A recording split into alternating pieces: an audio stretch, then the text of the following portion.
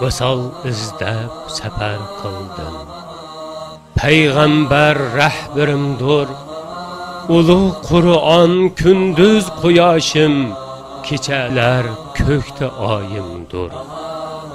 Allah yiganıdır şeksiz, Muhammed elçisi berhak. Digen uşbu güzel sözler benim âli şuarımdır.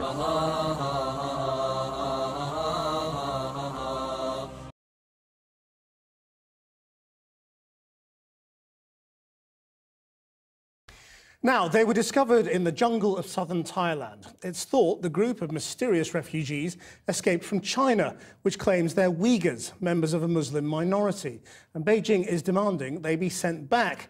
But human rights groups say that if the Uyghurs returned, they'd face persecution, even death.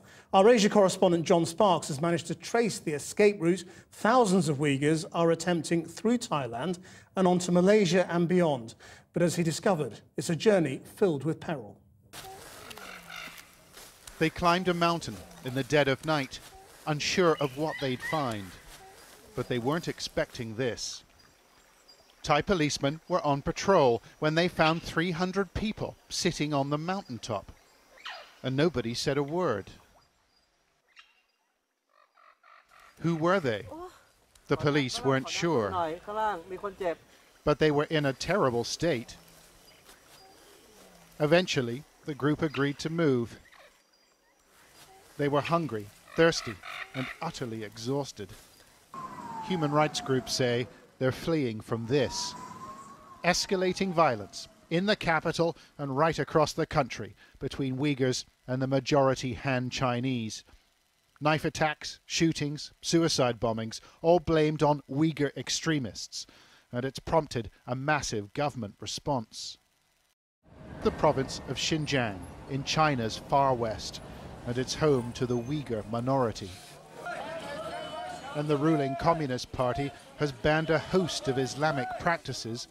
Civil servants can't fast during Ramadan, and children are prohibited from attending mosques. As we filmed, a young boy was barred by a government official.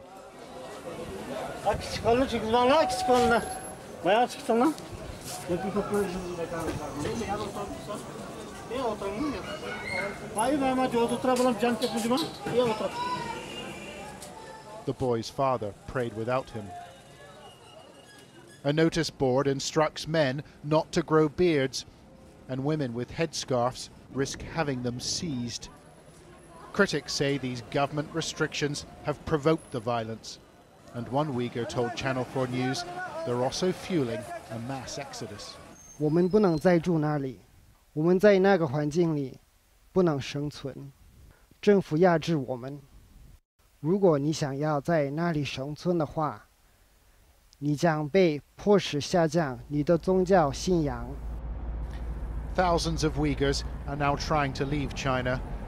They use underground routes and secret stopovers to get themselves to Malaysia. Then they try to fly to Turkey, the Turkish government thought willing to help them. We made contact with a member of a smuggling gang. How do you get the Uyghurs from China all the way down to Malaysia? It's done in short journeys from one location to another, and money's paid. You pay the police money, you pay them bribes. That's how it works. Yes, sure. To police officers, immigration, that's the nature of it. However, not everyone makes it to Malaysia. Remember the people from the mountaintop? We found them in southern Thailand in one of several badly overcrowded lockups. Well, there's an immigration truck parked outside this detention center. Certainly people that we believe to be Uyghurs are getting out of this truck. They've just been to see their wives and children in a nearby shelter, and they're going back into the center. They're kept in a cell designed to hold a dozen men, and they've been in there since March.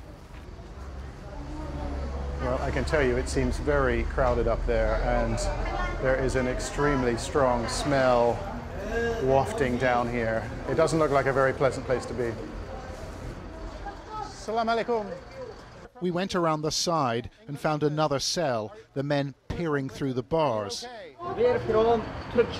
You're Turkish? Yes. I see. You've come... Okay, you've got a Turkish flag. Okay.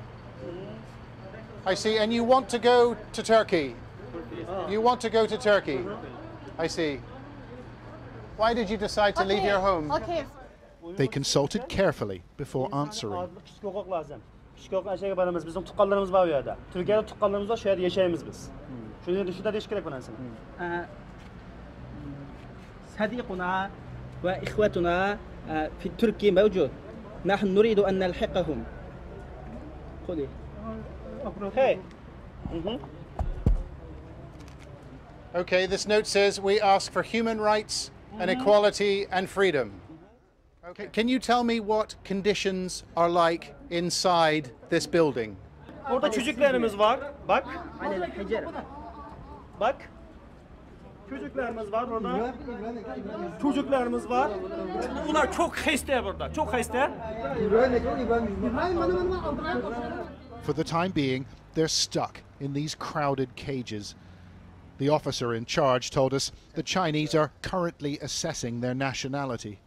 China authority already got all information they need, I think, Does that mean that it is possible or even probable that this group of people will be sent back to China, in your view? Well, I think that if they are Chinese, they have to be sent back to China. It took days to fix a meeting, but eventually we met a group of Uyghurs as they sat for their evening meal. It's very quiet.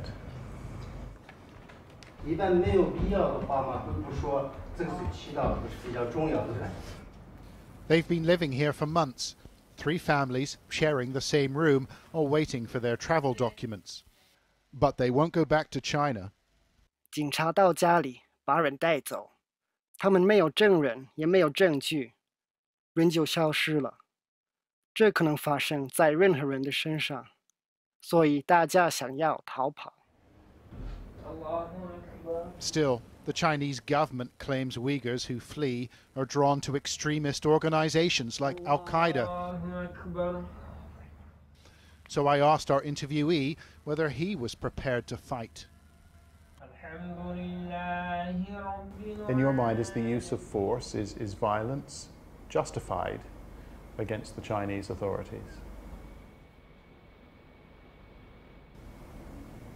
No answer. Okay. The final step may be the most hazardous. During our visit, 58 Uyghurs were stopped at the airport after questions were raised about their papers. But many more members of this little-known group will risk it all to get away. John Sparks, Channel 4 News, Kuala Lumpur. مولاي صل وسلم دائما أبدا على حبيبك خير الخلق كلهم مولاي صل